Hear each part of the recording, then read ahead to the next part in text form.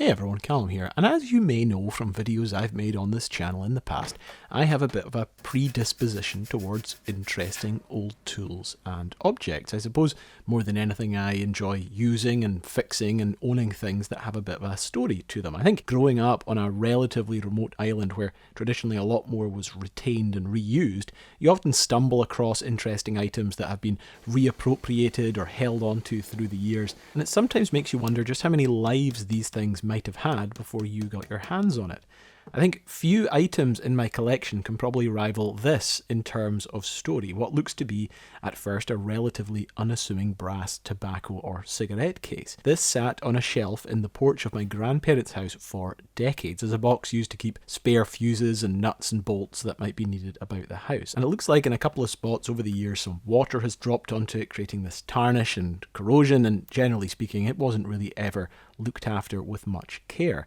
At some point it was removed from there and I took it. I liked the design on the lid and I kept it to use for all things as a fishhook storage tin. Then a few years after that I started taking it with me in my camper van as it was a handy little box to keep my lighter and flint and a few spare matches should I ever need them. It's got this quite well made hinge to it. The seal on the lid makes it relatively waterproof and it's small enough to fit in a glove box or even a backpack.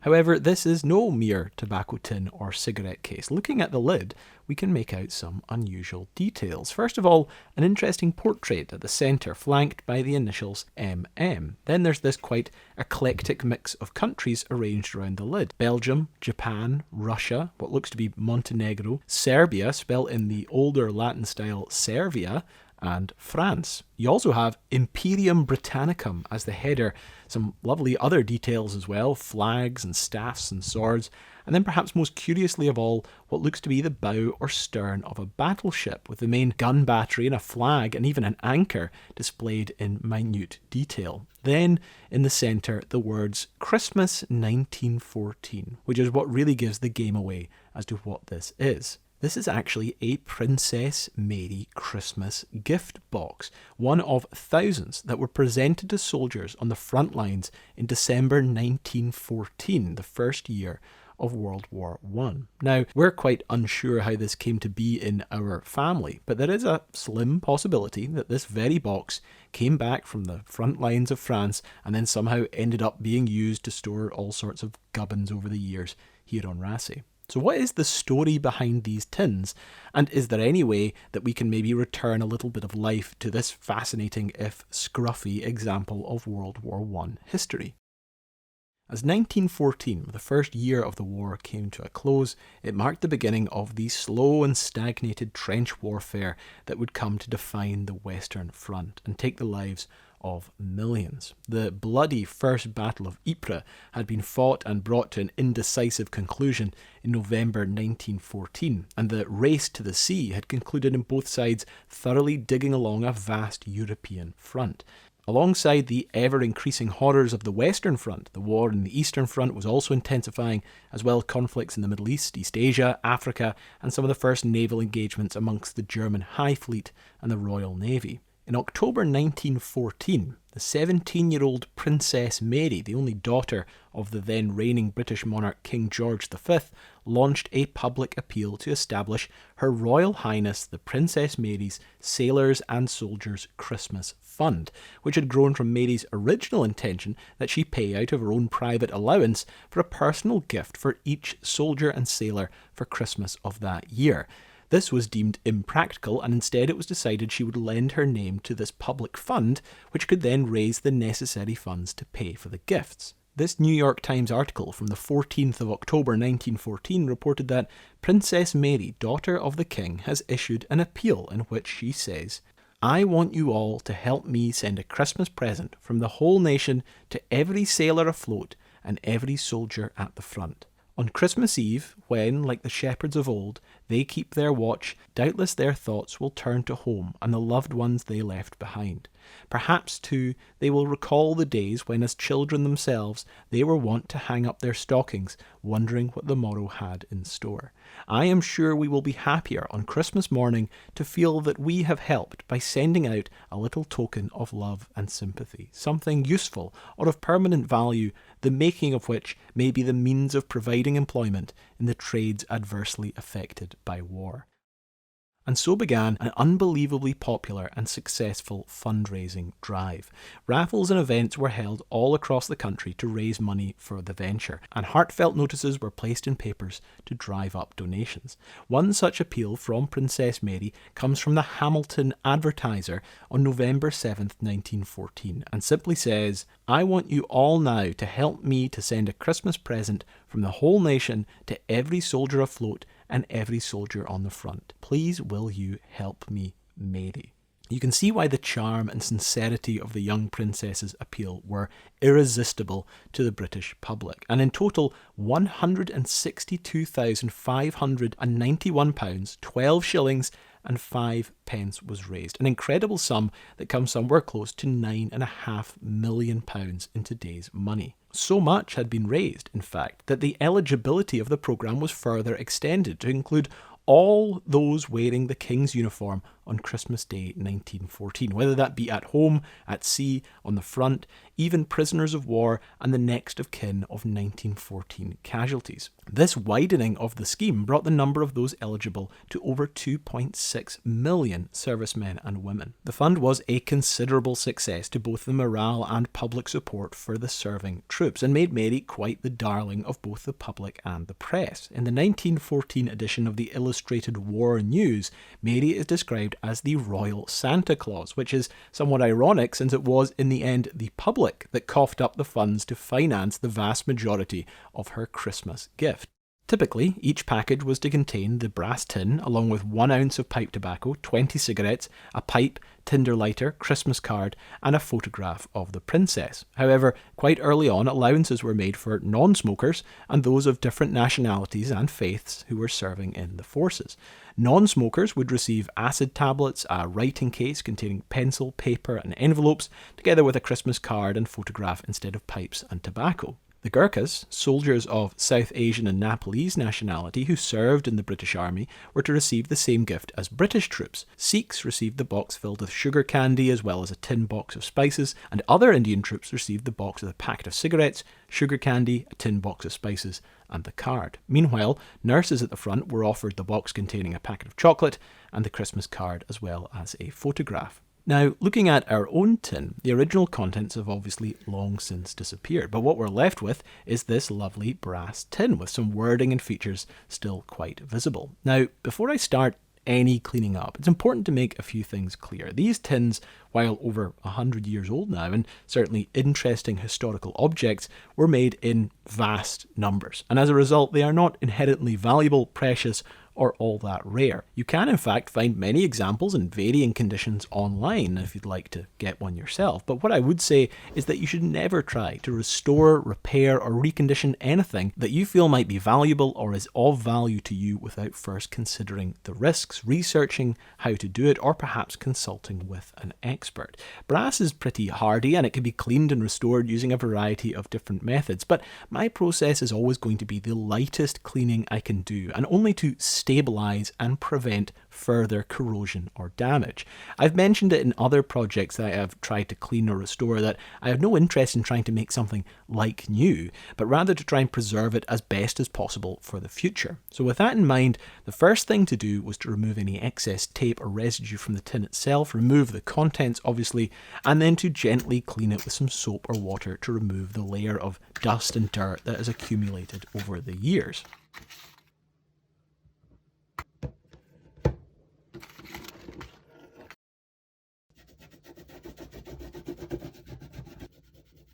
Obviously, the scale of the operation meant that the organisation, assembly and construction of all these relatively fancy tins and gift packages was a huge undertaking. Shortages of certain items meant that the contents of boxes varied and the quality of brass tins themselves varied considerably as the number grew and the supplies ran short. After all, the world was descending into a global war, and both supplies to make embossed tins and the creation of the contents ranked far lower than any war essential supplies. While the fund was a tremendous success, and it's estimated that some 400,000 tins reached the soldiers for Christmas of 1914, the delays in distribution dragged on throughout the war. Crucially, a supply of 45 tonnes of brass strips earmarked for the construction of the tins was lost when they sank with the Lusitania off Ireland in 1915, a tragic loss of life that was also one of the defining moments in swaying American support towards joining the war. Even by the end of the war in 1918, boxes were still being distributed, and the last wouldn't reach some soldiers until 1920, in which it's estimated over 2.6 million packages had by then been distributed. With my own little box now clean of dirt and tape and residue, it was then a case of trying to figure out what would best clean this. Brass is an alloy made through a combination of zinc and copper, and the balance of these metals used to make it can be altered for a combination of appearance, performance, or mechanical uses. I'm not exactly sure what the makeup of this tin is, so it's good to approach it with caution. I first tried my trusty bottle of Barkeeper's Friend. It's a slightly abrasive scouring agent that is great for cleaning a whole host of metal items. The moment I applied it though, I knew that this was clearly going to be very effective, and I was worried then that I would risk removing too much or creating uneven colours in the brass. Instead, I decided to go down the more natural, gentle route, and I started slowly cleaning the lid using a soft cloth, hot vinegar and table salt, which is a recommendation I read about in a book years ago and has always yielded good results. You can either dip the cloth into vinegar and then the salt, or create a sort of paste that can be used to clean out the various pits and shapes of the embossing. Like we discussed, as time went on and supply issues came up, the quality of the tins varied. Some used more copper or have different balances of materials, which means some cleaning and finishing might yield quite different results. The blue corrosion that had built up looks to be the result of the presence of copper in there, but the overall quality of this makes me think that it is a better quality brass example, perhaps from one of the earlier years of production. Generally speaking, the better the quality, the more likely that it was to be produced for that Christmas of 1914. Even for these tins that did reach the front lines in 1914, the distribution must have posed a logistical nightmare for those in charge of the supply lines, who already grumbled that the thousands of Christmas gifts being sent to the front lines by families was already becoming overwhelming. Officers complained that such tins and gifts were getting in the way of distributing actual rations to the soldiers. To make matters worse as well, many of the tins weren't even pre-packaged, meaning that piles of content, some for smokers, some for non-smokers, others for Indians or other colonial troops, had to be arranged at the front when they arrived, adding to the confusion. The value of the tobacco also meant that the tins had to be carefully watched, lest they be raided for such valuable commodities. So after lots of salt and plenty of reheated vinegar, the magic began to happen. Suddenly these tarnished, corroded spots that only a few hours ago seemed beyond repair started to reveal themselves. It's incredibly satisfying to see something like this pay off, especially when details like this battleship start to shine through, revealing themselves after all these years. This lid design was by the architectural firm Messrs. Ard's Head and Ramsay, who it seems had quite an in with the royals at the time and had been recently designing quite a few houses and cottages and features on their royal estates. I think it's not unfair to say that it's a bit of a pompous design overall. I think even in the style of the time it was a bit more of a throwback, with these sort of Art Nouveau vibes and very regal Imperium Britannicum at the top. But it certainly gives an impression of importance and value, which I think was important as they wanted to encourage soldiers to hold on to this as somewhat of a keepsake, even if it maybe did arrive a bit too late. In fact, many of the boxes that did arrive in 1914 arrived too late for Christmas and had the cards altered to offer best wishes for a victorious new year. However, all said and done, those at the front no doubt appreciated the thought, especially as the increasingly dire situation of the war was starting to become clear. Christmas 1914 was also the year of the now famous Christmas Truce, a series of unofficial ceasefires that happened around Christmas Day on the Western Front. An estimated 100,000 soldiers on both sides downed weapons for a rare moment of peace on the battlefield, where gifts were exchanged, carol singing took place, and even football matches were held on no man's land. Henry Williamson was a 19-year-old private at the time in the London Rifle Brigade and wrote to his mother on Boxing Day regarding both the truce and his welcome gift. "Dear Mother, I am writing from the trenches. It is 11 o'clock in the morning. Beside me is a coke fire. Opposite me is a dugout wet with straw in it. The ground is sloppy in the actual trench, but frozen elsewhere. In my mouth is a pipe presented by the Princess Mary. In the pipe is tobacco. Of course, you say, but wait. in the pipe is German tobacco.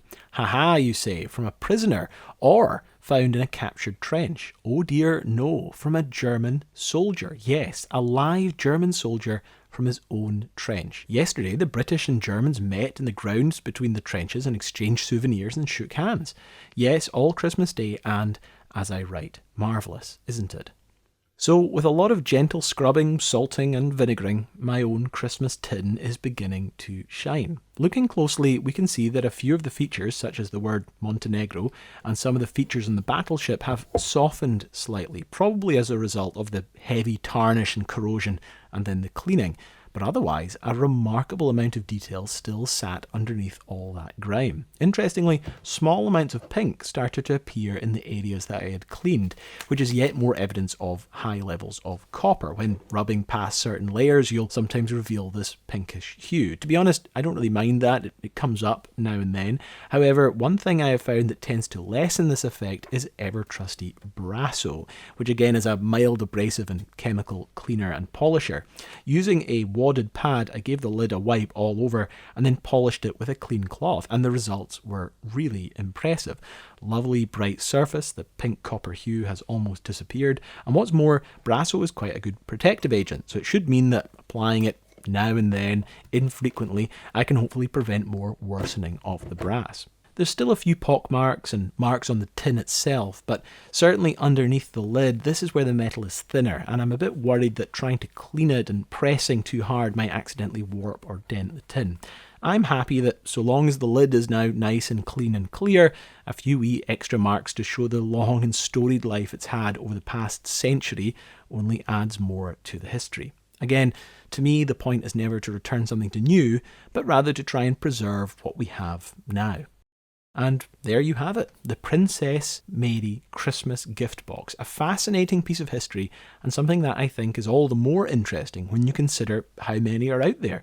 Some sitting in cupboards and sheds probably across the world, some prize family heirlooms, and some sitting pride of place in a museum. I don't think mine will ever see a museum, but I also don't think I'll be relegating mine to fishhook storage anymore either. Perhaps it'll make a nice Christmas ornament in the future to remind us of the amazing and tragic history and of course the sacrifice of those who fought in the First World War.